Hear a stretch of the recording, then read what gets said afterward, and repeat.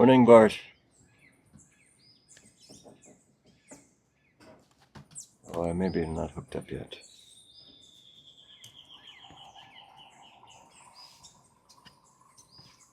Ah. Good morning, good morning. Good morning. Can you hear me? Yes, yes. Nice to see you. Awesome. Good to see you as well. If you don't mind, can I just take this moment? Please. There's something I want to talk to you about, and I don't know whether to bring it up in a group or just something I should schedule to talk to you privately about. Well, But it has to do, I mean, we talk about desire and detachment and all of that. But for the one thing that really is area of carnal desire. carnal. Uh-huh. And it's the inquiry for me that keeps coming back to me and back to me and back to me. Mm-hmm. It's definitely an area where I would love to hear your thoughts. Yes. What you have to say. Yeah, very good.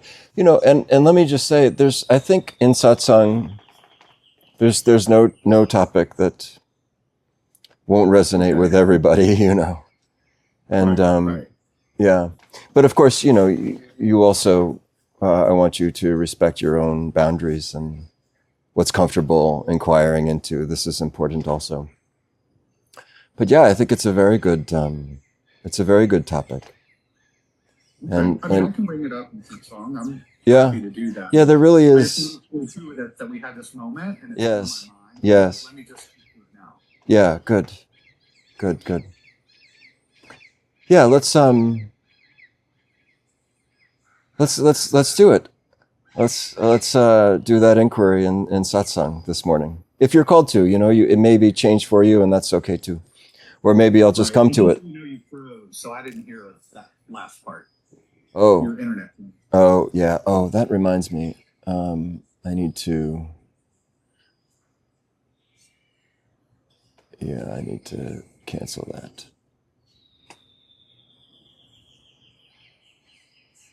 Okay. Yeah, good.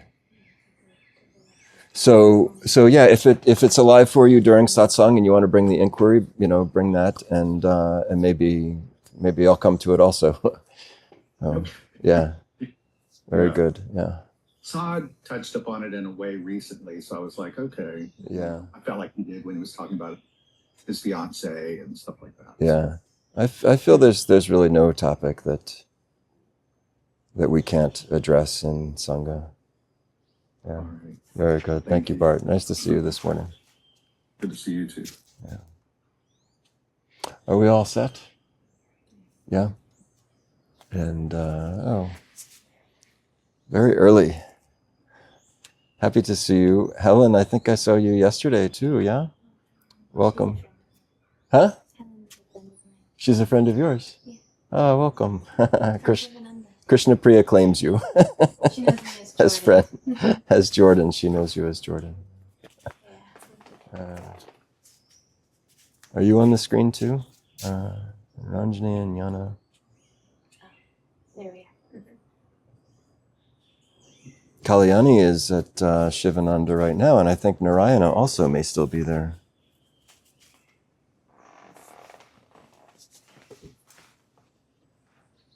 And Swami Sarvananda Giri is there, and Swami Atma Vidyananda is also there. She's the one we saw in Rishikesh, yes? Yeah, she's fun.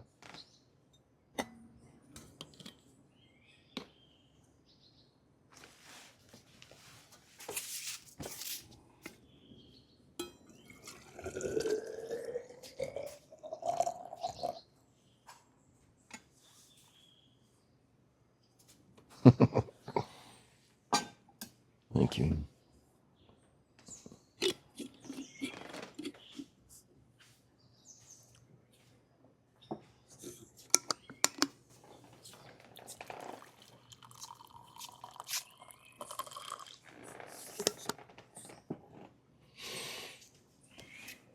Trevor. I can't remember. Is LearnTech, is that Priya? Yep, she just changed her name. Trevor, nice to see you. Priya, Hari Om.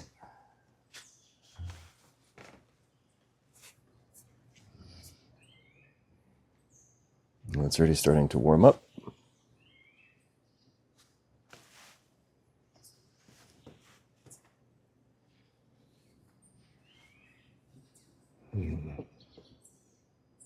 Kai,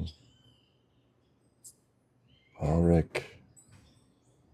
Nice to see you, Kai. Ulrich, nice to see you. Samuel, you're departing soon for London, yes?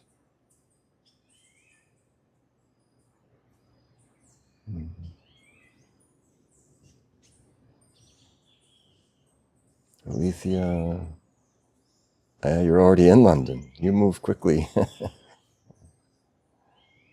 was such a nice visit with you here, Samuel.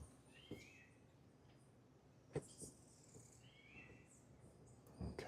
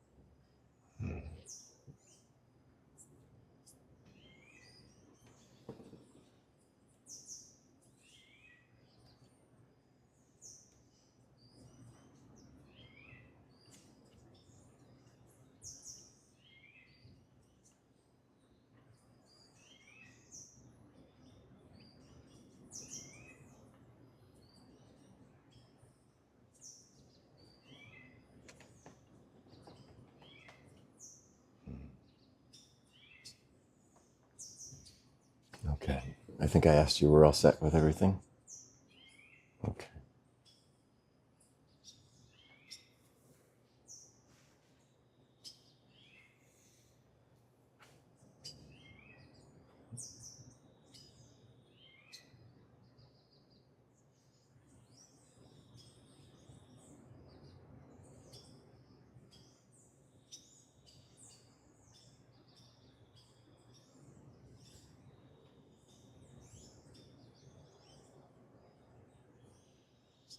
Home.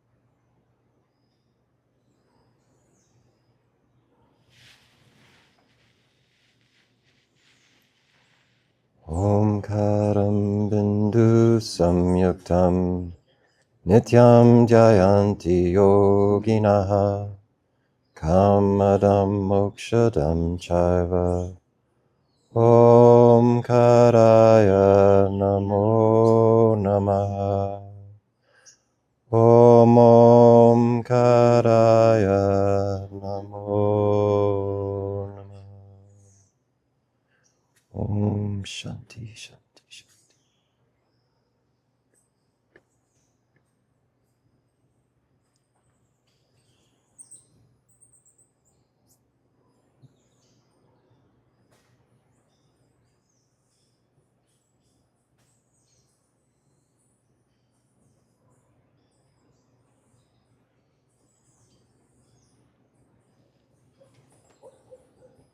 Om.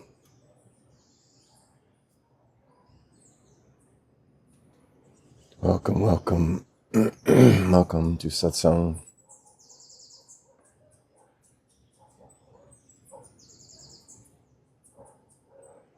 This opening invocation, invoke means to invite, is to Om Karam Bindu.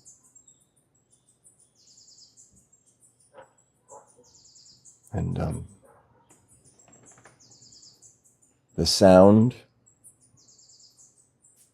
and the symbol Om are non-different. This is what it means. Om Karam Bindu Samyuktam. Name and form, not different from Om. Om precedes name and form and is non-different than name and form. Sound Om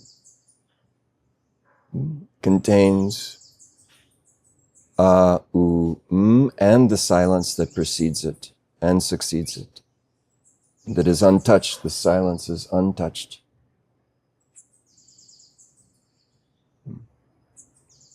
If you, out of Om, sound Om, comes every sound ever articulated in all of time and space. In every corner of the universe hails from Om. If you could magically take all of the sounds in all of time and space and recollect them, Om. Nothing but Om.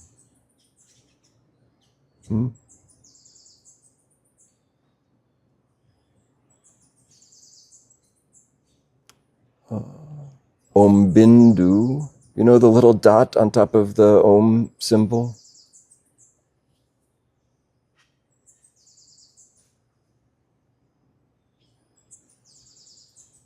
Out of this Bindu, out of this seed,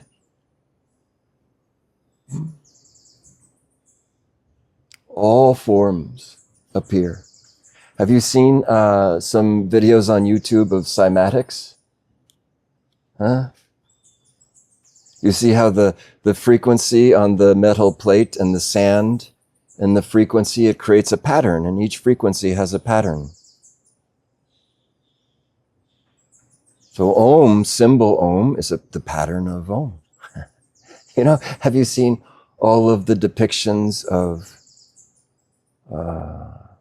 all of the deities?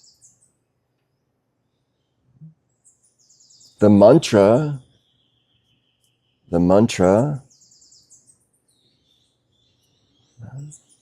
is non-different than the deity, it is said.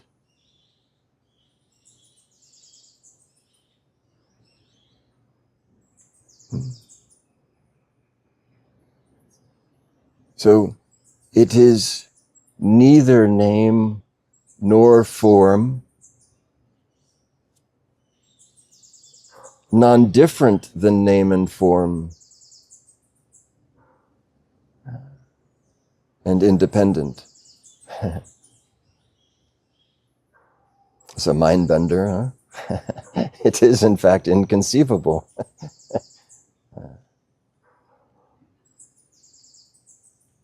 So, Om Karam Bindu Samyuktam. It is the yoga of name and form, of Om.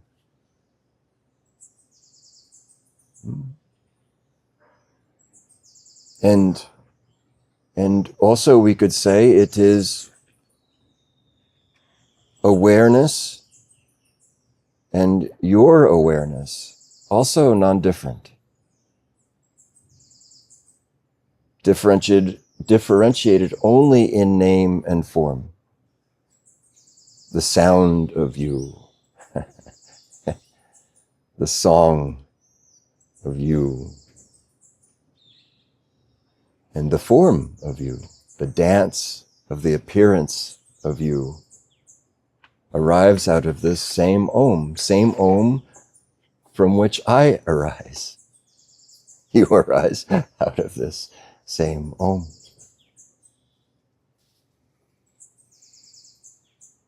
You could also say this Bindu and this Om is body of Christ.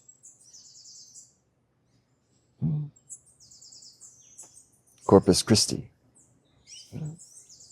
And that form, you know, that one sees in moments mystical and sacred of Jesus with his hands out, you know, that posture, I think it's the posture of mercy, if I remember. And self-effulgent, emanating the light of lights, huh? Non-different.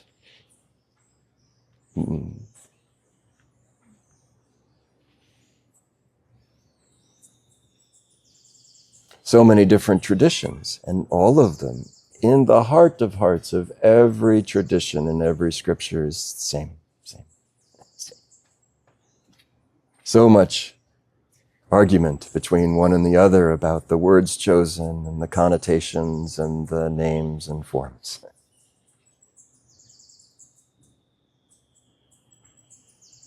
You know these monks that are doing their peace walk in the USA? Oh, this is so interesting. Well, I saw a video recently of a faithful Christian man with a sign, and he wanted to save the monks from the peril of damnation because they didn't believe in Jesus. So sweet, a little, you know.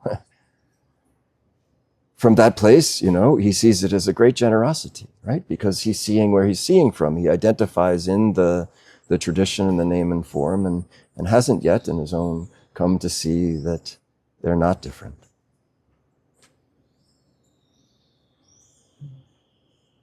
But there's a sweetness in it, and they had such a really loving dialogue.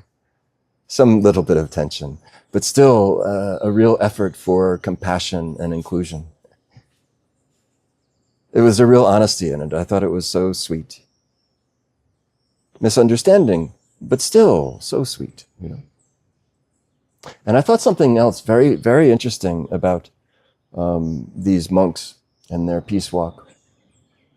Maybe you know this story. I only recently learned. In the early days, one monk, there was an accident. A car hit a car and then hit him, and he lost his leg. Did you know this?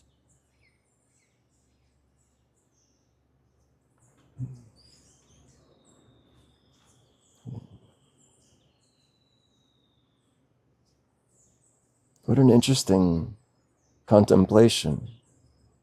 Here he is, so devout, wanting so much to demonstrate a desire for peace in the world, and such an accident befalls him. Seems quite unfair, no?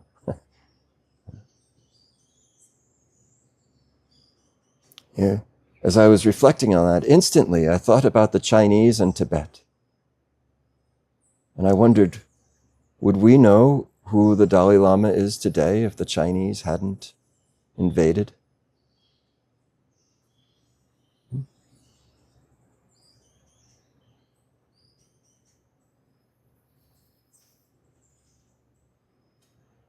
I don't know. So many ways. All things are revealed.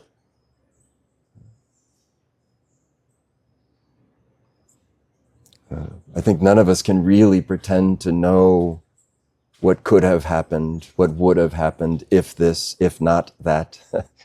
Cause and effect is so wildly complex, so infinitely complex. In a perfection, of course, but too much really to comprehend. But the inquiry itself isn't so much to say we would have, we wouldn't have, but to see that maybe we could say it this way.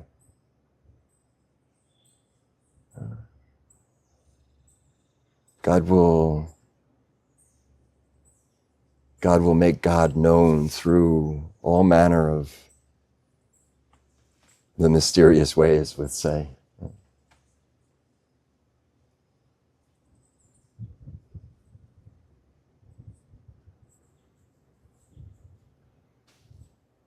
I don't pretend to know what the motivation of the Chinese would to invade Tibet and be so violent.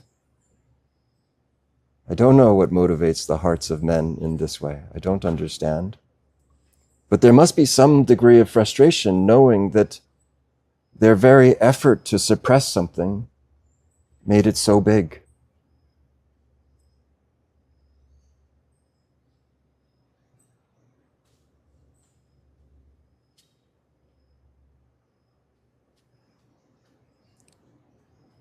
It is unwise, really, to use force against love.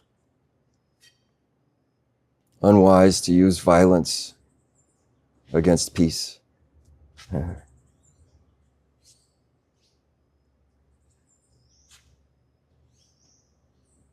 Extremely unwise.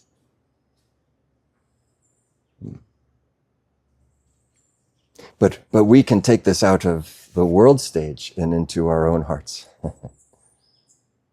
Because this is where we must always come to if we're sincere as the inner reflection.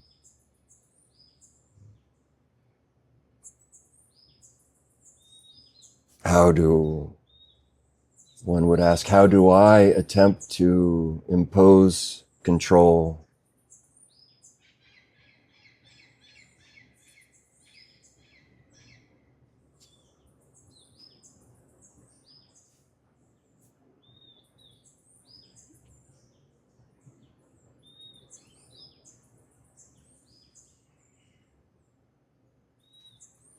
Om karam bindu samyuktam nityam dhyayanti yoginaha. On this Om karam bindu, on this non-difference of name and form, this place of total neutrality, on which evermore, in which the yogis, the sages, the wise ever dwell. The wise dwell on this Om as a singular dhyayanti, dhyana, singular focus on Om Karam Bindu, in Tratak, in a total trance of Om. Engaged singularly on that. The practice of dwelling upon will lead one to dwell in.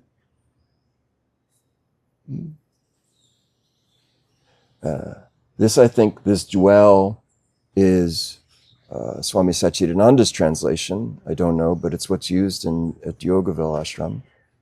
And it's really a very good translation. Because it has this two meanings. For one, upon approach, and then one who abides in it. To dwell upon is to give your full attention, isn't it? And to dwell in is to abide in.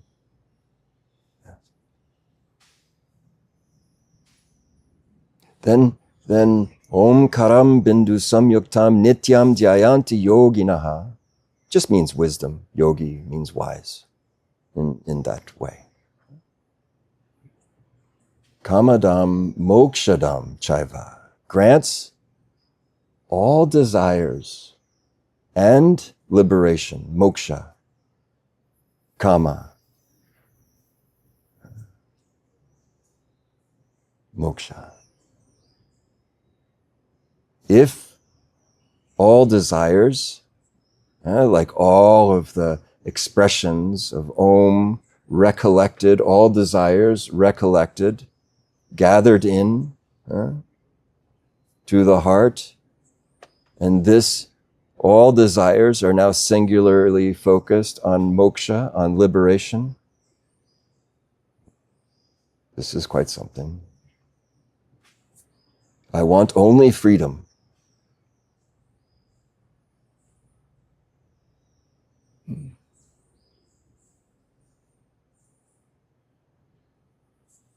Yeah. I want only freedom. Mokshadam, granter of freedom.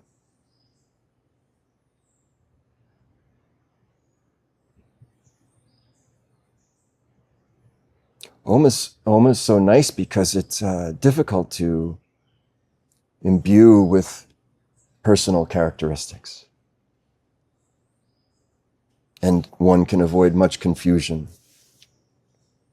in attempts to personify, hence limit God. Limited mind cannot but limit its understanding of God.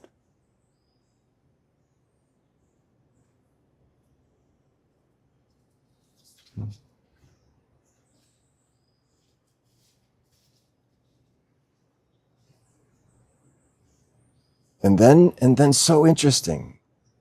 And then the chant is so deeply and so longingly, with such incredible devotion. Om Karaya Namo Namaha. Salutations to that Om Karam. With such longing, such devotion to what? To Om? Does it seem like, in one way it is a path to Advaita, and now you add Om Karaya Namo Namaha, like you're calling to a lover. Like you're calling to a lover. Huh?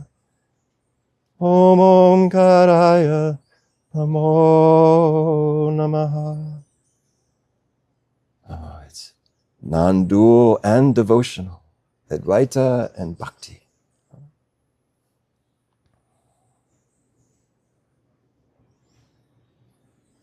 So,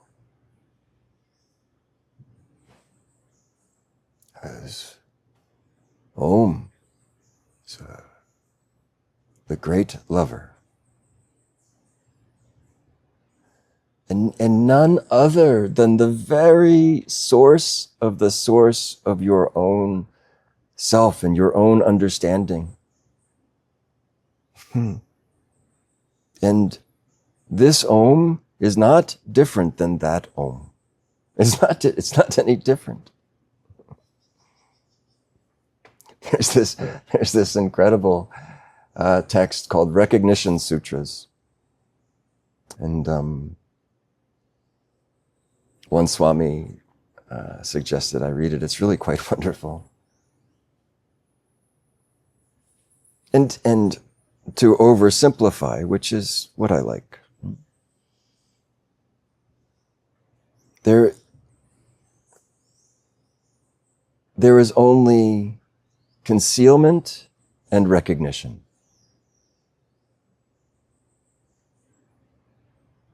There is only veiled and unveiled.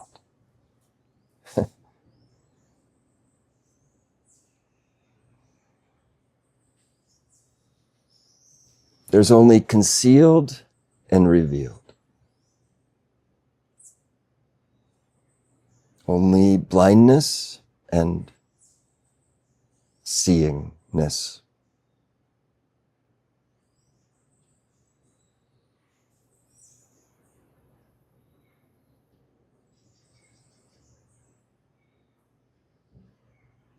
And all of the concealment, this is the cleverest trick in the whole Maya. It's the most clever trick.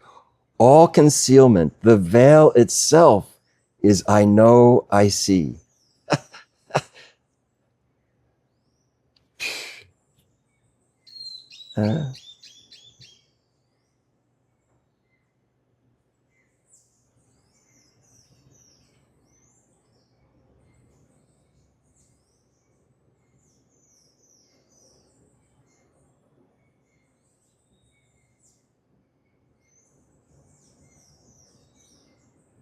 Incomprehensible.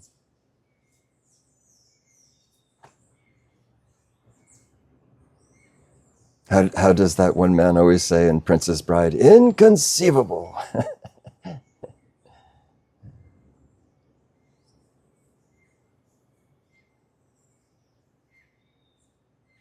What a dastardly trick it is.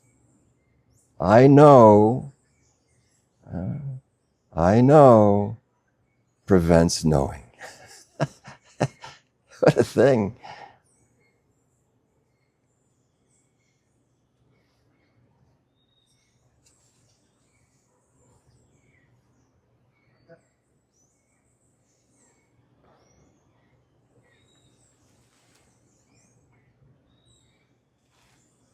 So what to do?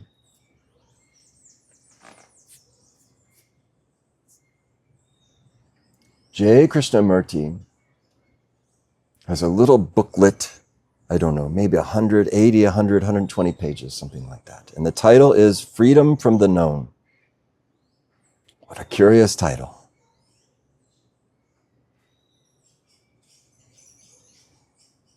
Freedom from knowing. When the sun, the light of I know sets, knowingness dawns out of the darkness. The limitation of my mind, the limitation, the limiting adjunct, the upadi of my mind is the darkness of avidya. Out of allowing that light to set, out of that darkness, in time, out of that darkness, the light of the original light, the not reflected light, it will dawn.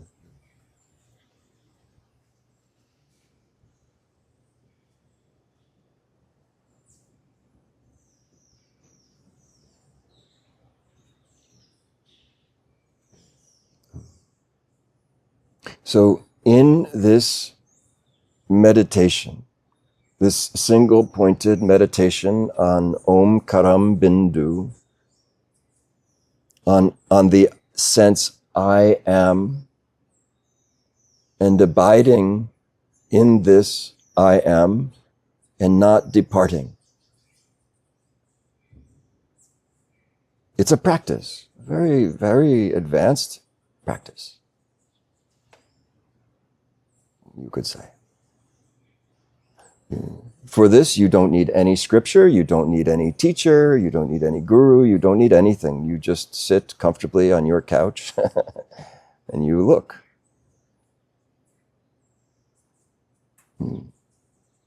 All thoughts that proceed from I am are discarded, released. This is called Neti Neti. Neither this nor that.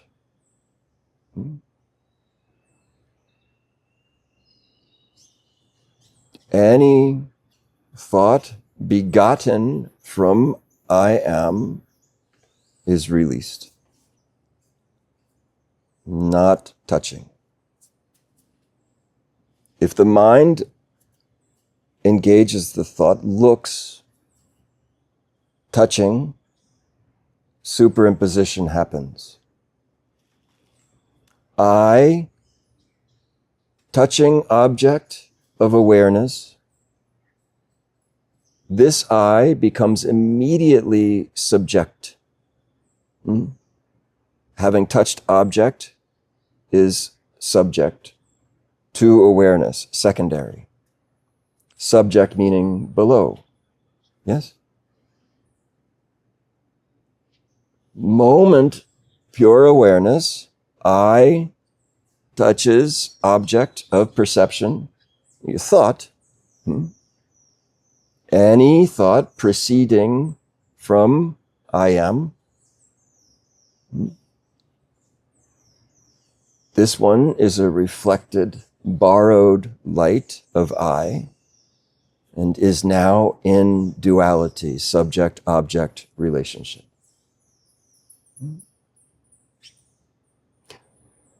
World doesn't know except but for subject-object relationship.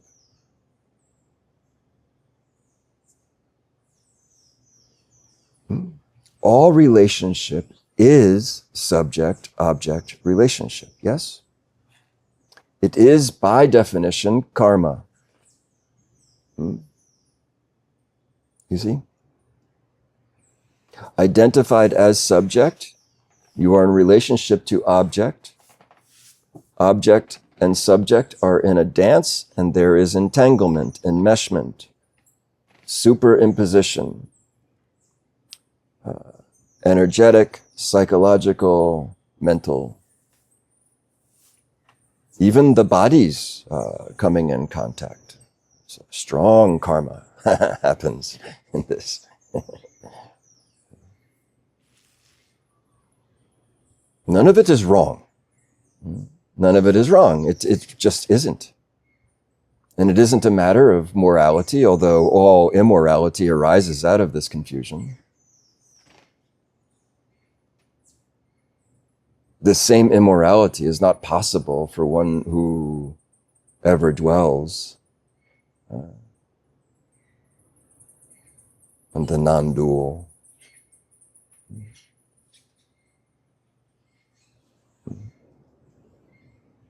But it isn't a matter of morality. It is a matter, are you suffering or are you not suffering? That's it. That's it.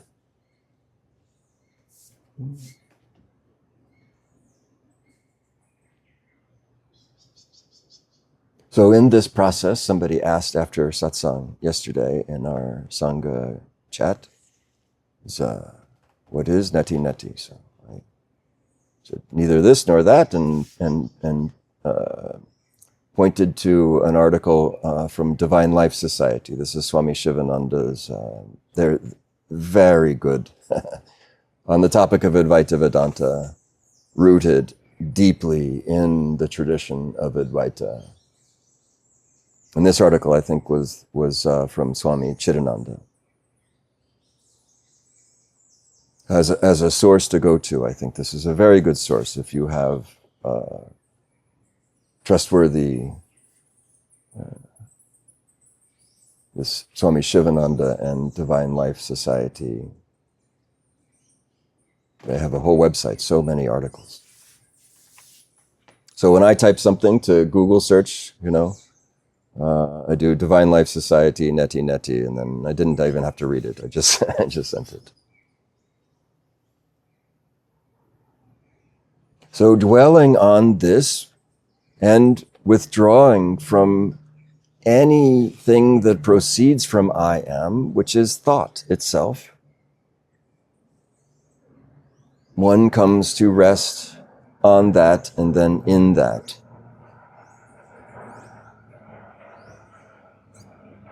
That alone is the end of suffering, and it is nothing more than a recognition of what you are before you proceeded from yourself into name and form.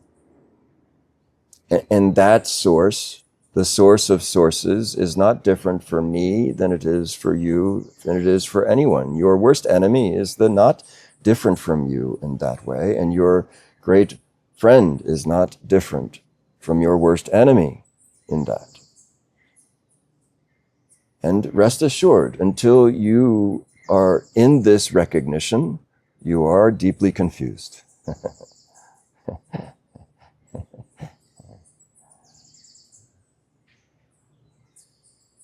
And it's a funny thing, because we know in the world, the one who says, I know, especially with some kind of conviction, he who says does not know.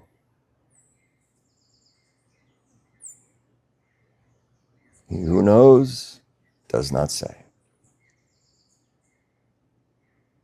It's all very confused and inverted, and none of this is wrong. Maybe for a little while, when you come to see this, there will be some condescension from you. That will be cured. Maybe there'll be some kind of pride of recognition, but the world has a way of curing us of these prides. And then it will just settle into, now this. Unremarkable, actually. But also not suffering, which of course is remarkable.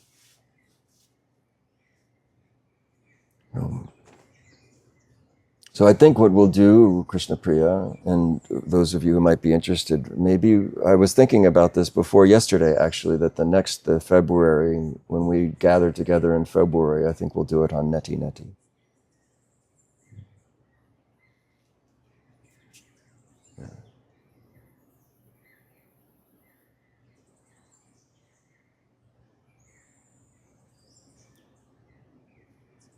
So it's decided.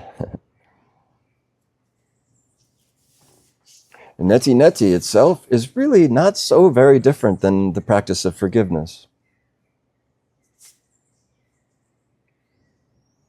You could say that maybe Neti Neti is more surgical, precise, unemotional.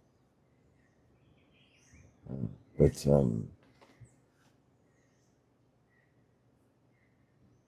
a good partner, forgiveness, to Neti Neti.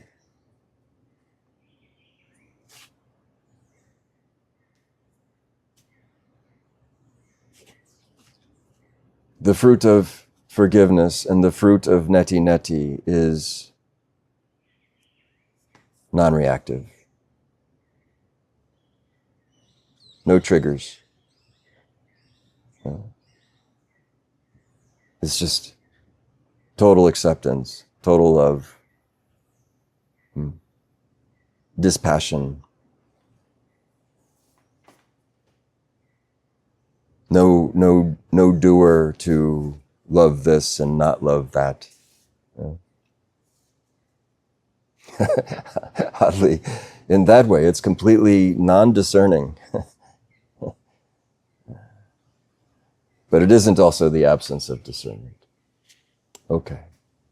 So, Om Karam Bindu Samyuktam Nityam Dhyayanti Yoginaha Kamadam Mokshadam Chaiva Om Karaya Namo Namaha. So this is, when we do this invocation, this is what we're doing and why. And truly, truly, when you come to know it in your own heart, it does grant all desires and liberation. Oh, good idea to get your desires in order. You don't want what you don't want to want. Do you hear me? You don't want what you don't want to be wanting.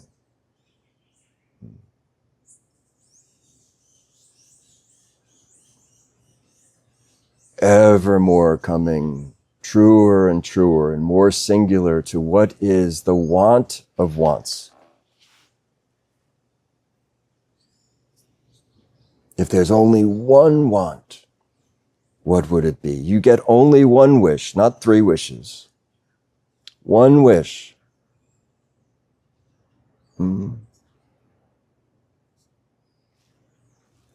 What do you choose?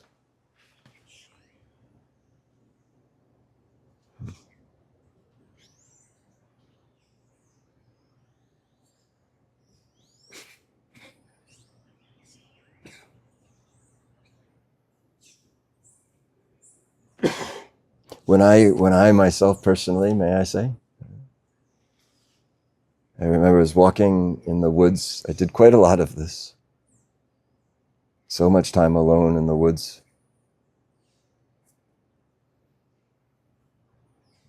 Mind so busy, but in contemplation of the sacred and the numinous.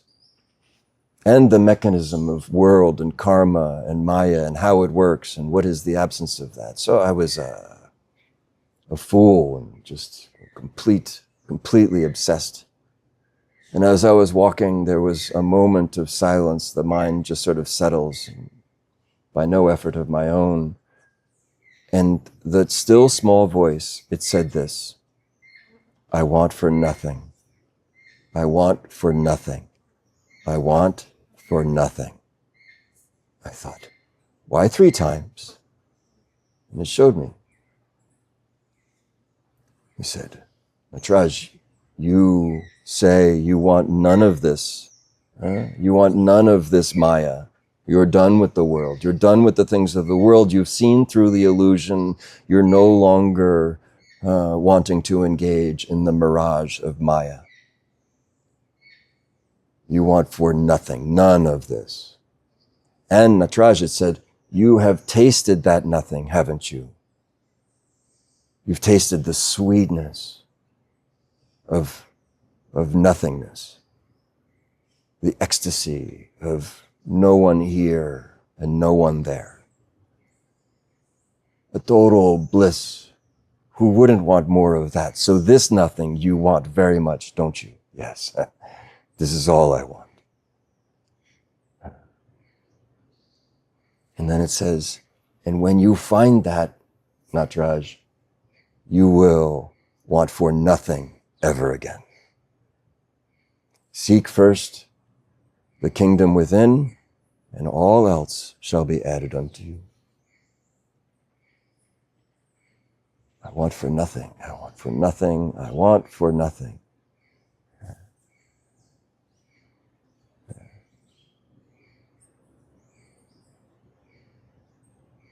So, I set my course on that nothing, and I failed multiple times every day for years and years and years. What a fool. What a beautiful failure I am.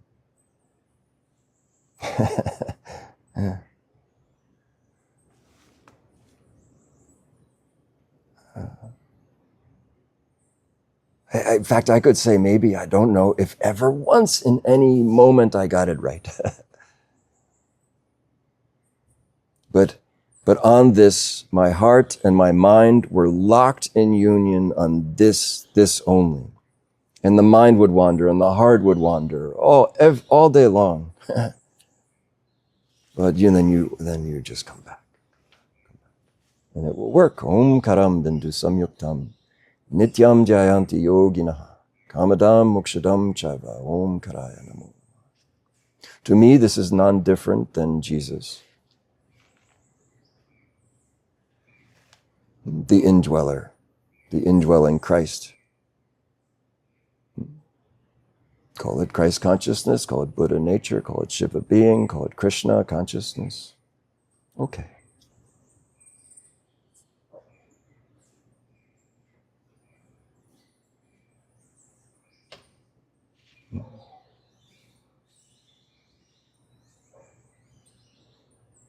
So,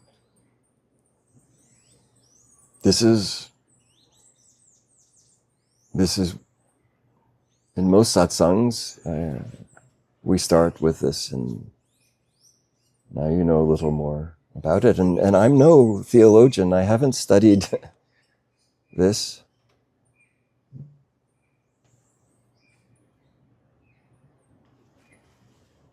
There's a time, actually, when it's important to know what the words mean, but you can't know, actually. You can't even know what the English words mean. Look at how the word love is used. In how many ways, how many derivations of love, how it's articulated, and the connotations are so vast. Very few people know the heart of love.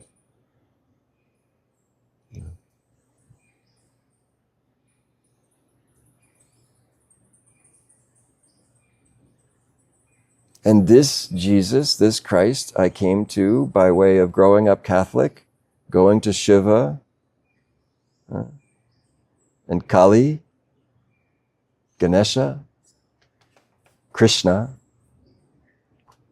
back home. It's a little bit like The Alchemist, that long travel outward only to come back to finally understand the meaning that I had excluded myself from. I didn't know.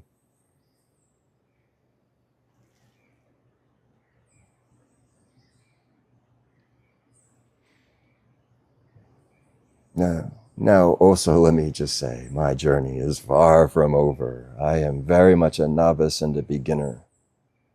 And this is my great joy, actually, always a beginner. You've heard this? I think it's an expression, Zen. And nothing is more true, actually, in the relative than this deepest humility. this deepest humility, deepest gratitude, great joy, like this. Well, I think from time to time it's important for me to say,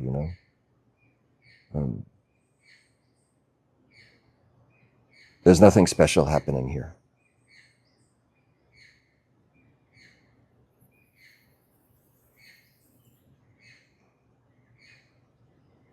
Okay, so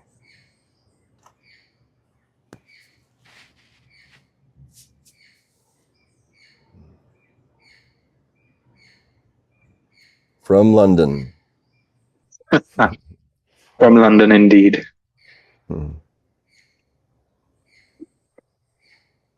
Yesterday, before Satsang, I made another note, and I wanted to offer it in yesterday's Satsang, but I couldn't bring myself to. And today you were talking about the unreflected light. So I'm going to read out the note I made and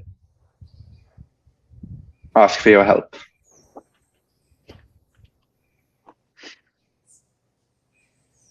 A couple of weeks ago, I brought the inquiry of being held up by tension, unsure of what would happen if I relax, almost this inability to relax. Now I feel something else, that the core of my being is wrapped so tightly around something, and it is afraid to unclench. I am afraid to unclench. I'm tired of holding myself up, of being someone. It feels like I am so tightly clenched around nothing, or pure light, a light so blinding it is only visible because it is obscured. Part of me wants to let that light shine. Part of me is so afraid of it, that light is the end. How do I unclench that light? It feels like every issue I've had is wrapped up in clenching that light. Yeah. Yes, it's like this.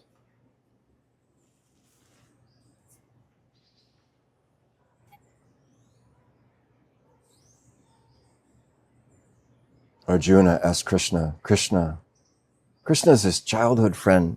They played together in such an ordinary way,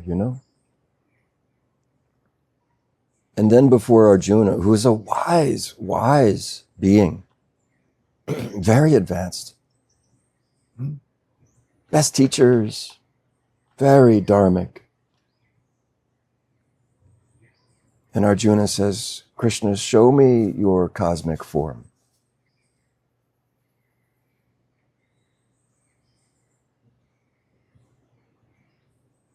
And then begs him, please stop. It's too much.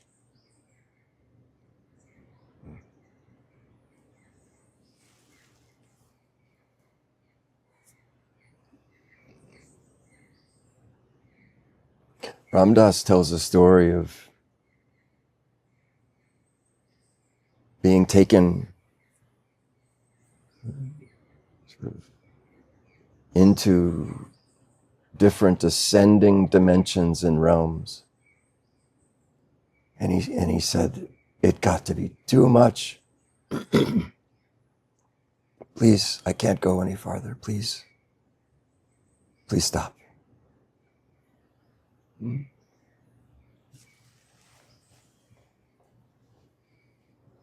One will know fear of God in a different way than they say.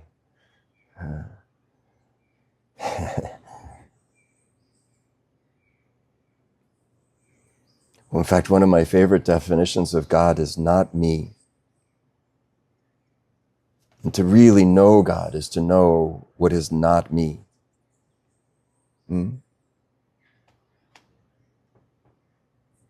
This morning, as I was sitting down and getting arranged, I was thinking,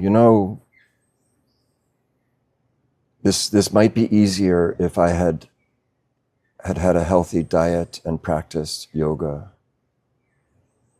learned how to breathe at a young age. Because what happens in you becomes quite painful, actually. There's so much love, so much energy, can become quite painful. And that's why in the ancient Eastern traditions, they recommend healthy diet, healthy exercise, right thinking, all of these things. It's a good preparation for when it comes. Jesus says you can't put new wine in an old wineskin.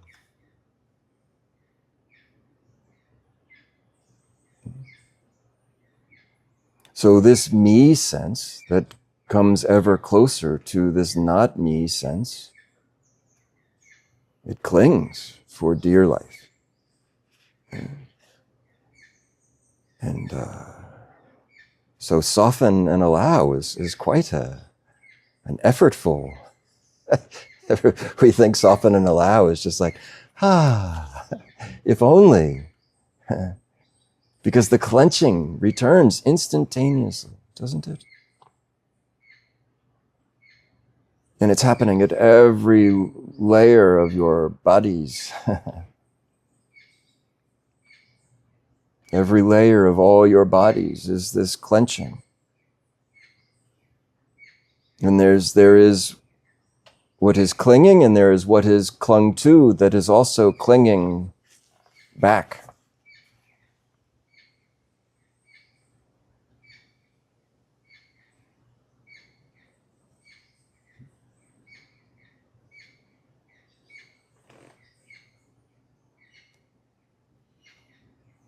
Even the eye sense is clinging to the eye sense like a whirlpool chasing itself. Eye vritti also is a clinging. Gets this subtle, called reflective, but it's chasing itself. You see?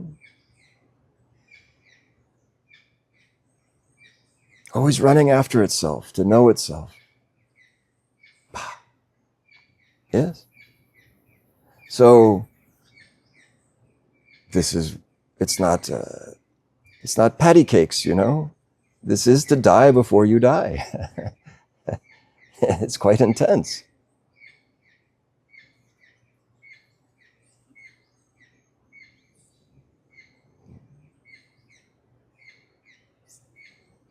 And it has a momentum to it that is in waiting.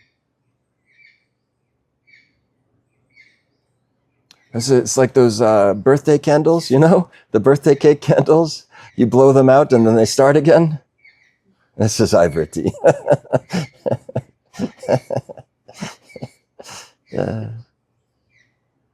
Out of the stream, pops up again.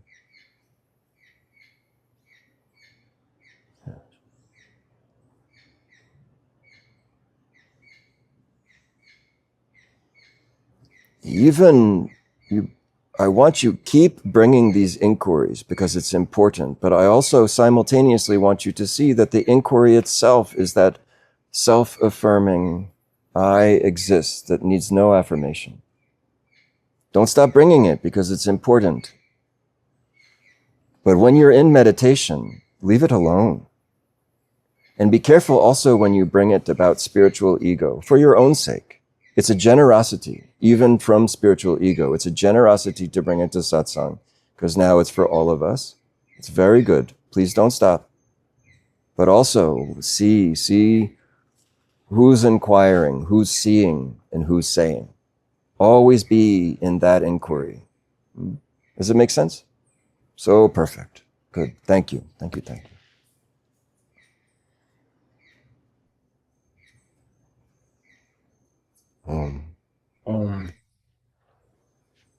That chasing itself showed up so strong yesterday. There was a moment with my partner where craziness showed up. And in the moment, I just said out loud the Ho'oponopono prayer and broke down in tears. Yeah. And like that, the I showed up and started narrating what was happening, and the forgiveness went away. Yes. And then I got angry at I for messing up the forgiveness, and it was this whole new chaos. And I hated I for taking I out of forgiveness. Very good. You know everything you need to know. That's it. That's the whole thing. And this is why we say here, soften and allow. You know, the I pretends not to be the I, to condemn the I for taking it away from I. Nothing is happening. It's just a couple of mirrors spinning and reflecting. You know? In the first chapter of Power of Now, Eckhart Tolle says he was in such misery. Well, we can all relate to that. And he says, I cannot live with myself. And the question came without guile. Wait a second. Who is this I and who is this myself? Are there two of me? And then I popped like a bubble. And the voice said, do not cling and do not resist.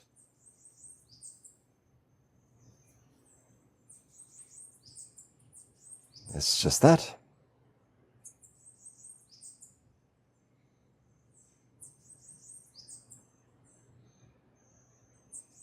There's only one I, and there's only one awareness, and it cannot stand against itself. It cannot actually judge. The I that pretends to stand against I, pretends to judge or condemn or to guide that I back to the I, is a fraud. Identity theft. Hmm?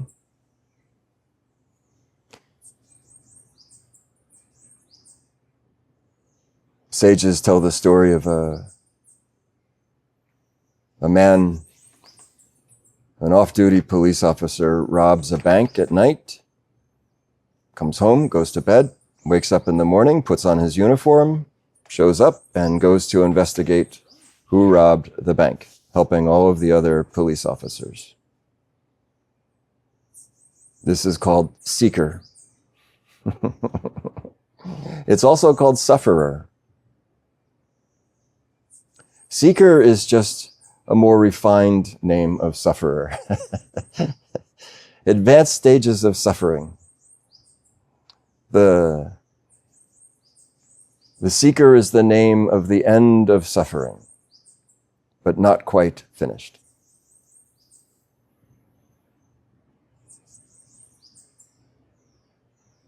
It will keep you running this way and that. This to figure out, that to find, that to avoid. It's so clever. It's so clever, so subtle. We don't see it happening. We're like golden retriever puppies, just following it always, you know? Please, yeah. It hijacks mantras and will use spiritual words, and then 5 minutes later, it's mad at my child or something. Yes, that's right. Best strategy now is to giggle. Even if the giggle doesn't feel quite authentic, do it anyway. When you see the fraud and the absurdity of this, just laugh. This will be very helpful. And you know, for one who comes to see this, not before, by the way, but for when you come to see this in your own experience, now it's time to call off the search.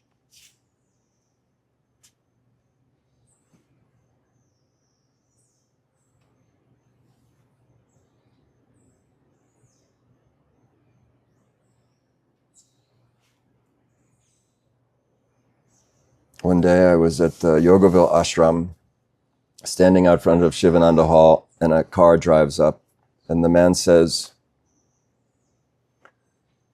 hello, sir, I'm looking for Yogaville. Can you tell me where it is? And I say, you're here. He's like, yes, I get it. I'm here now. Yes, thank you. But in all sincerity, where is Yogaville? And I said, no. In actuality, you're here. You've arrived. Yes. Here now, Ramdas. Got it. But can you tell me how to find Yogaville? I said, yes. turn out the drive, take a left. Take a left on the road, then take your first right. You'll come to a road. The first road you come to, take a right. And then you'll come to a T. At that T, take a right. And then you don't want to miss this next turn. Take a right again. And then you'll see Yogaville on your left. So he goes and he drives and I wait. And he drives up and I say, welcome to Yogaville. It didn't happen, but it's a fun story to tell. This is the seeker. Where do I need to go? What do I need to do? How do I need to be? There's a time for all of this seeking. There is a time for all of this. But when you come to see that it is an eye chasing eye and the absurdity brings you to laughter, then you call up the search.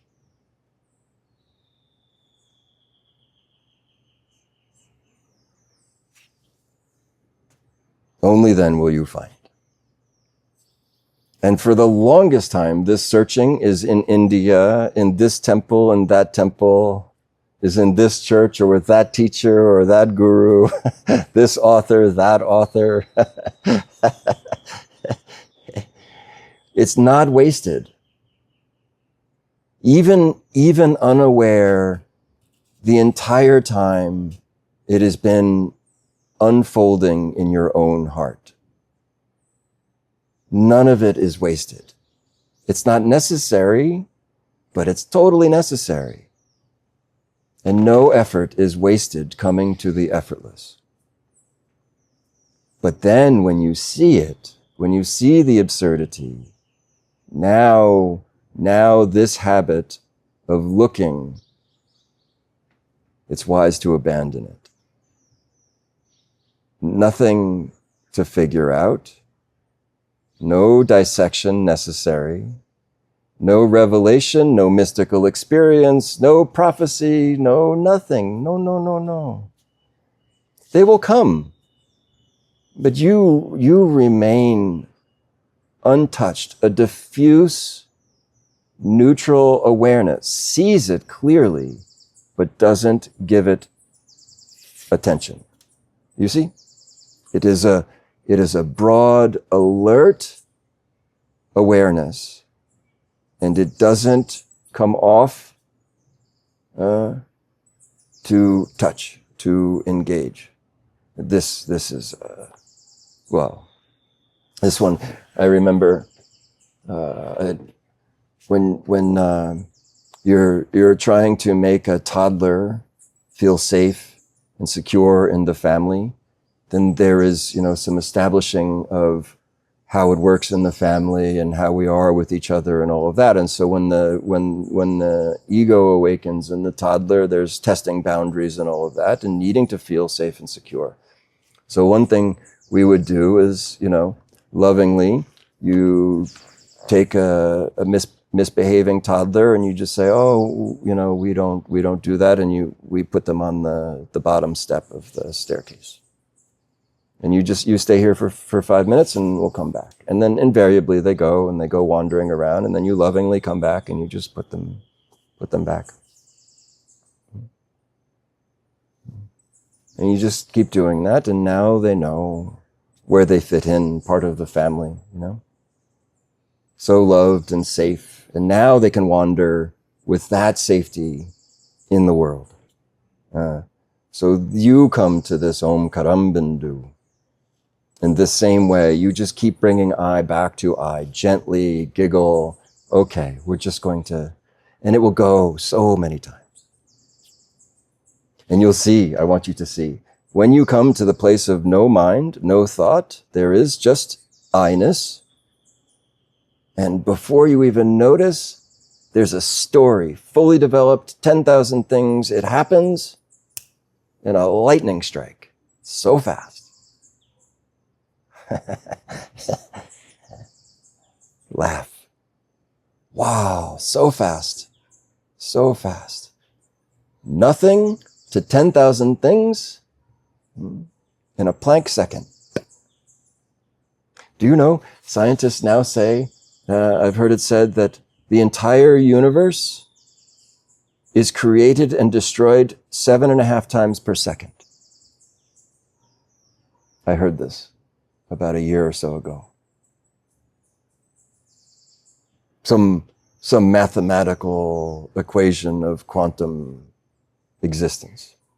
Yogis call this firebrand, or in modernity we call it movie, a series of still shots.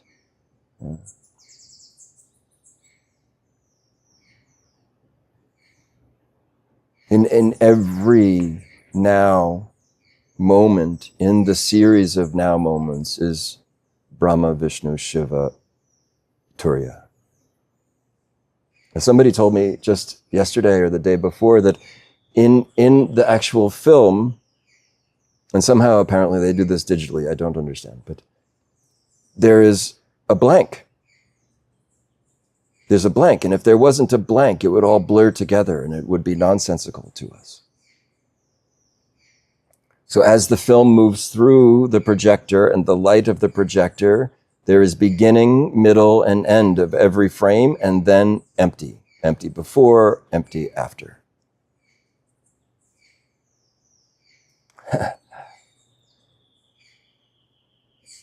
And so, but it happens so quickly, so quickly. So you probably in this, well, for me anyway, when I was doing this, I did it at Muji's ashram actually some years ago, and with real vigor. I mean, it was my head was on fire, and so I did this quite passionately, and sometimes I would rage, and sometimes I would just laugh out loud, hysterically, at how did I not see it? Eventually, as you come to abide in this I, without touching, you will slip out of time, and then you can see the whole thing in slow motion. And then you will know it. And it is simply by touching. And it's on a hair trigger. Potential energy, vast potential energy. They call it the pregnant void. And you are the begetter just by touching. Okay? All of the conflict also in your life is to guide you back to the place of forgiveness and to Neti Neti, so that you can return to the Om out of which you proceeded originally. So everything is a blessing, actually. Thank you. Something more? Something more? Okay. Very good. Happy hunting. Have fun storming the castle.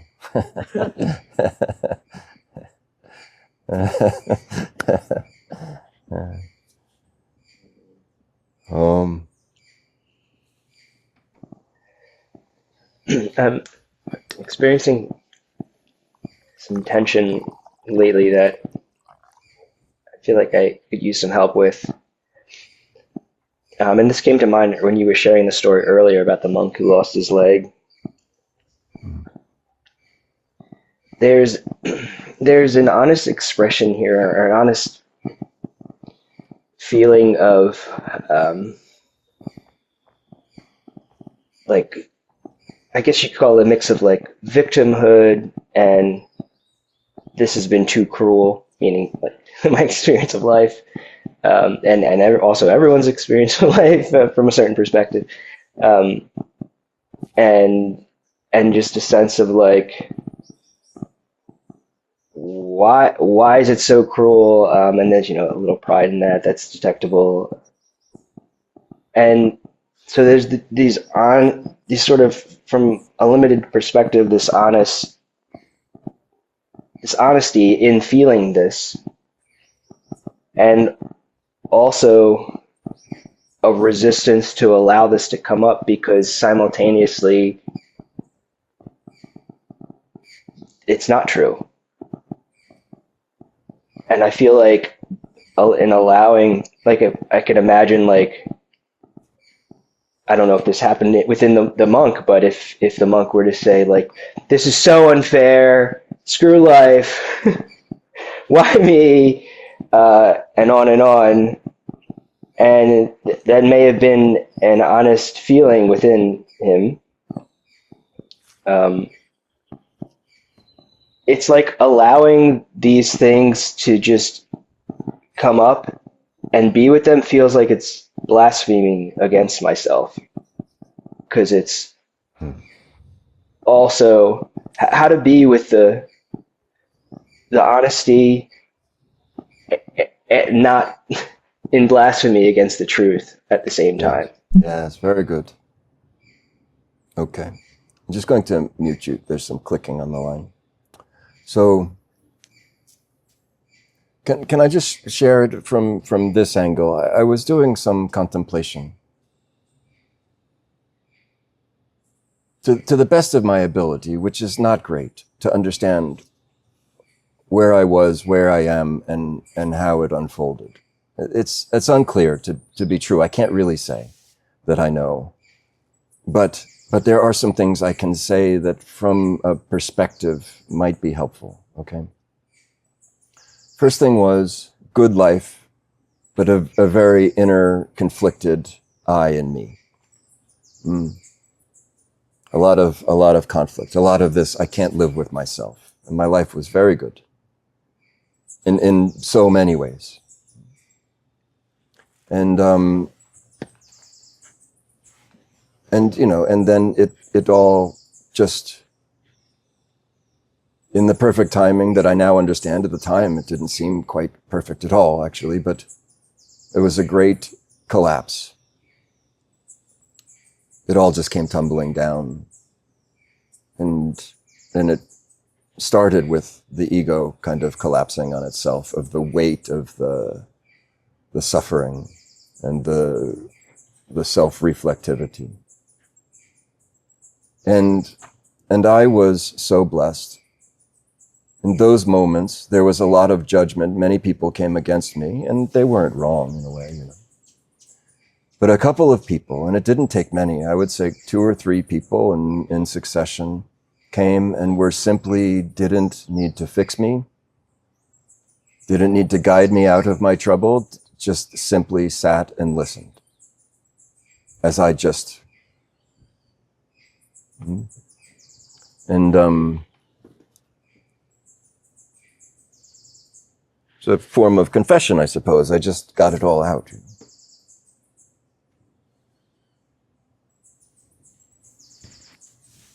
Then it was out. Then a sincerity of, I need to fix this myself, because nobody was trying to fix me. Nobody was trying to pull me this way or push me that way. Now it became clear, well, now I have to do it. And it happened quite naturally. I wasn't aware, you know? If somebody would have tried to tell me what was happening and how to fix it, I would have fought them. If they tried to guide me, I would have resisted. If they tried to push me, I would have pushed back, you know? No question.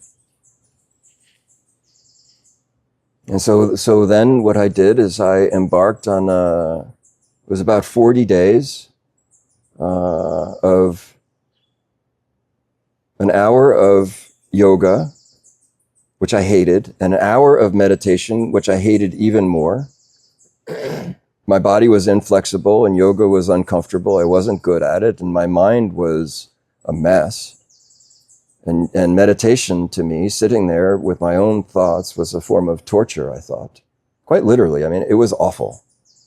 And but I did it, and I did it, and I did it over and over again. I walked a labyrinth. I was participating in group therapy. I was doing somatic healing. I was all in. Like, I don't know, I just went all in. I was lucky also to be able to do this, but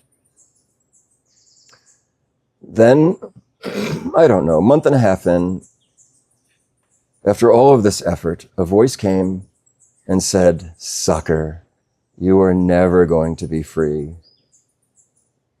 Who do you think you are that can attain happiness?" I remember, it was as clear as the "I want for nothing" voice. It came from a different source. Huh? And in that moment, I was done. I was done with all of my practice. I was done with trying. I wasn't going to end it because that I couldn't do, but I was going to end it, you know, like it was, I'm done trying. It was a total hopeless state.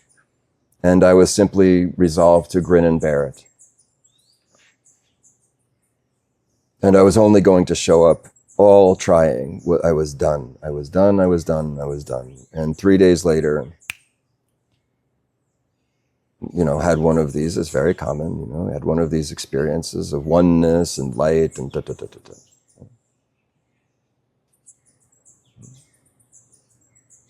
And that same voice said the very same thing. Do not resist and do not cling. Well, I resisted and I clung, and so so I was granted the option of going through the work quite slowly, which was good. I'm happy and means that I can now do this.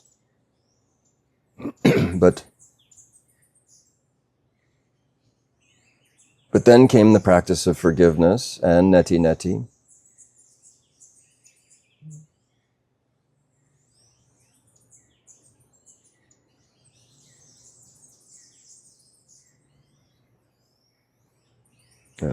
I'll stop there. But here's the point I want to bring, is that you can do this for yourself. You can just allow your victim to be the victim and to just hear everything it has to say. You can allow your sufferer in you to hold it in that space. In my mind, it was a bit like, I imagined myself, actually, it's an interesting thing. I imagined myself a little girl who fell off her bicycle, probably because my daughter was about that age at the time. And to her, it was clear to me, to that her that was me, it was clear that her father had been helping take the training wheels off, and now, you know, this big exciting moment, and was running alongside of her, and then he let go. He let go. How did he let go? And then it was so fun for a while, but then all of a sudden I hit a rock, a crack in the sidewalk, and now the bike failed me. Gravity betrayed me. The cement came up and bit my knee, and it's bleeding, and it hurts so much. Yeah? So I saw the pain of the sufferer, the victim, you know, in my own self. And then I looked at it and how to parent that one. It was clear to me, you don't say, suck it up, get back on the bike, keep going. You don't say, if you can't stop crying, go to your room.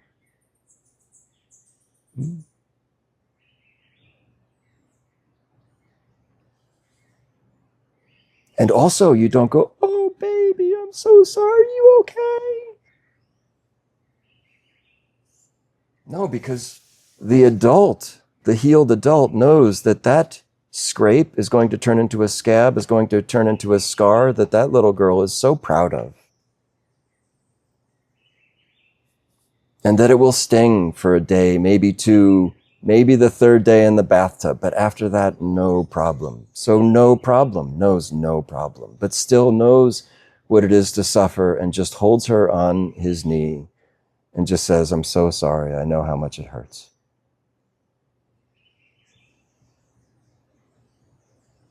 But isn't concerned. Isn't concerned. Neither needs to control, nor guide, nor anything, just to sit there and let the tears flow, let the knee hurt. Huh?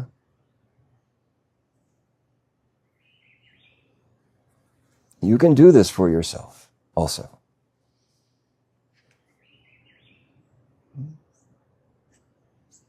There was one time, so much had to be released, you know.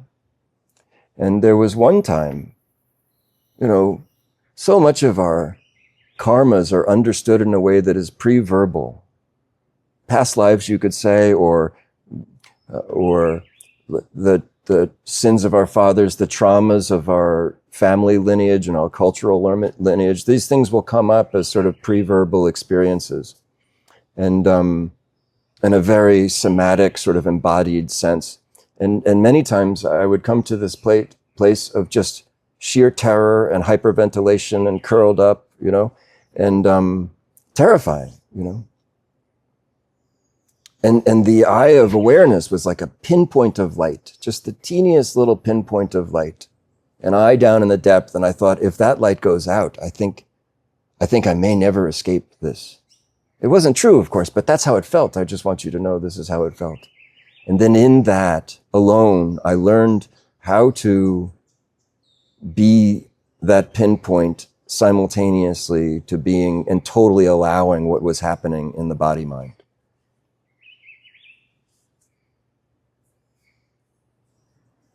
So this is honest.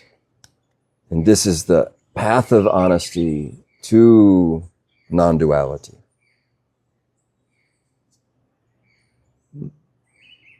It can happen for some. Eckhart Tolle woke up the next day and he was never the same. I met a priest recently, same thing happened, taking Holy Communion, and just a switch like that. But for me, no, it was quite a lot of work. So what I want to say is that it won't work to reject the sufferer, to send him back to his room. Don't come out until you're done crying. Lock him in the closet, No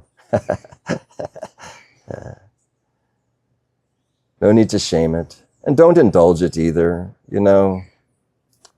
Children become terrorists when their tantrums are indulged by codependent parents. So you don't want to do that either,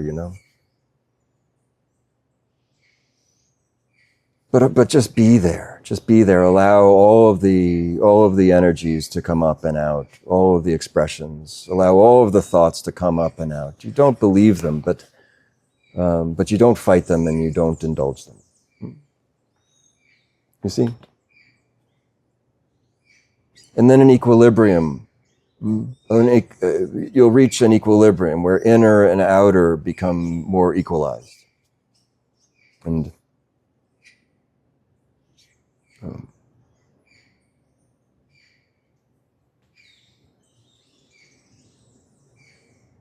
there are two wings of a bird, and one wing is honesty, and the other wing is truth.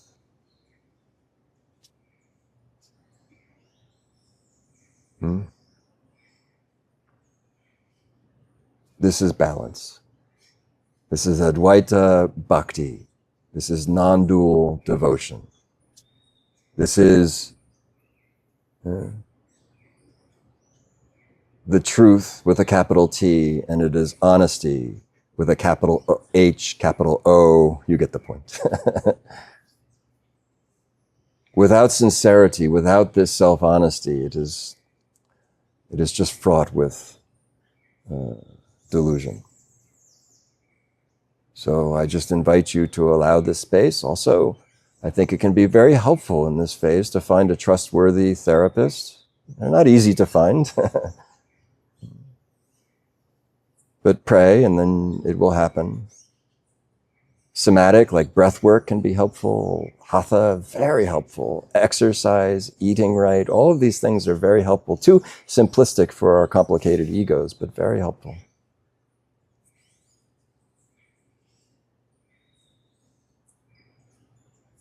At first, honesty and truth are distant cousins, but slowly, slowly, slowly, they'll be in a close dance of intimacy with each other. Nisargadatta says, wisdom tells me I am nothing. Love tells me I am everything. And between the two, my life dances. Like that.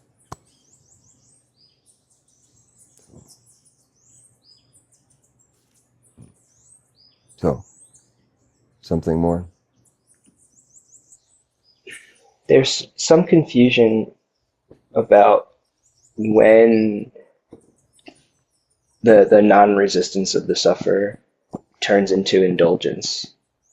Like I can feel things coming, like for example, just like anger, maybe sadness coming up in the body, and then if I were to say, as a form of just releasing it, punch a pillow, wondering if something like this is like, because there's something that doesn't want to give it, any of it to the body, something that doesn't want to give any of it to the tongue. But also wondering if, like, I can't yet detect the point where that transition happens, where it goes from just allowing to, It's very simple. You don't project it and you don't keep it. So if you project it in blame of othering, then you will get to keep it. If you keep it, well, then you keep it. So how to express, be free of, right? Without projecting, without keeping.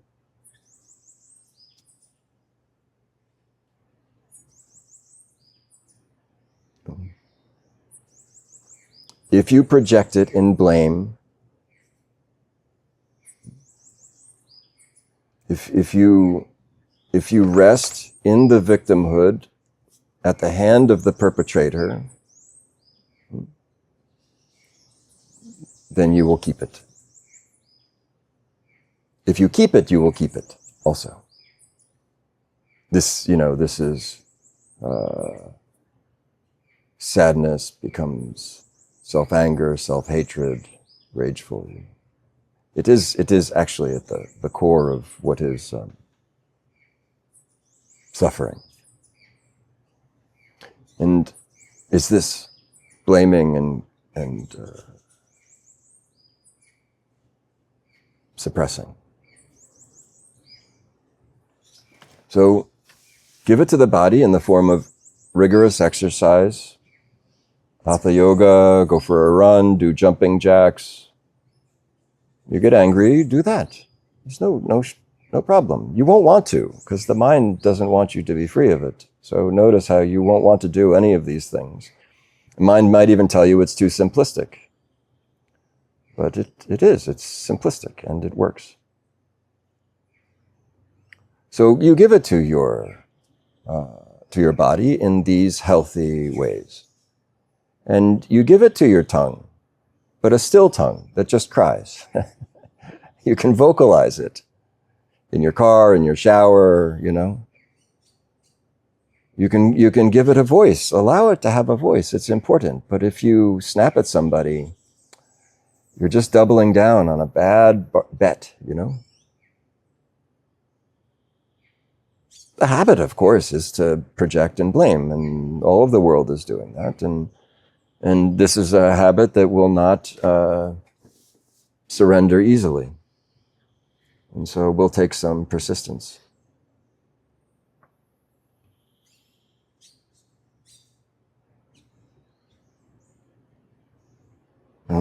Now, having expressed in a healthy, mature way, allowing the energy to move out in ahimsa, in nonviolence, now you can honestly come to a place of forgiveness. And this forgiveness will come to a place of self-compassion. And this self-compassion will lead you into dispassion, which is love, which is equanimity, which is non-conditional love for your own self, both selves, your I and your I, in a loving embrace. My Father and I are one, and of the two, my Father is greater.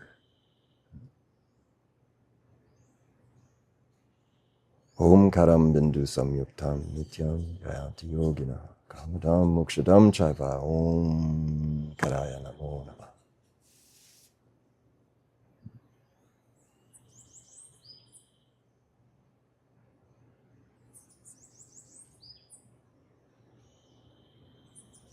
Coming to this honestly, you see it cannot be given to you and it cannot be taken from you.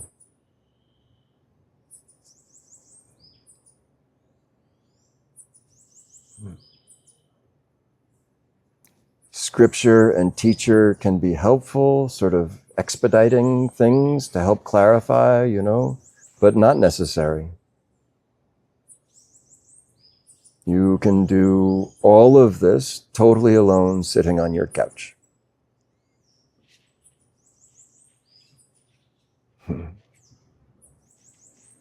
But when you have scriptures and teachers available, why not make it just a little easier on yourself? But it's important you know it's not necessary. In fact, I remember one time in Satsang with Muji, one man asked, is guru necessary? Muji instantly says, no. And then he pauses and he says, yes, guru is necessary. And he says, no, not no. He says, yes. So, depends on where you're looking from. If you're looking from place of seeker, it's wise. If you're looking from place of having found, you see it was never necessary.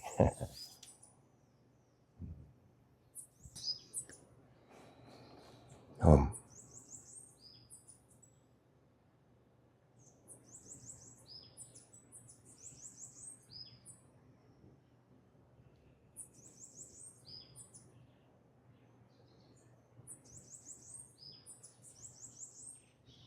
Loka samasta sukhino bhavantu. Om shanti shanti shanti.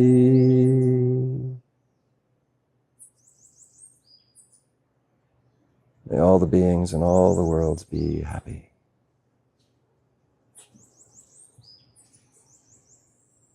May all the beings in all the worlds be free. Om, peace, peace.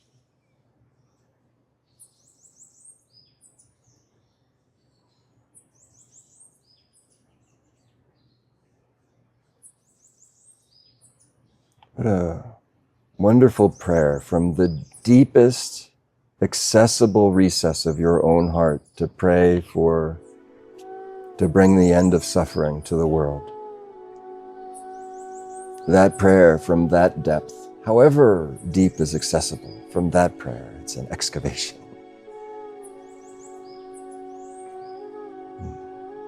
Thank you, thank you.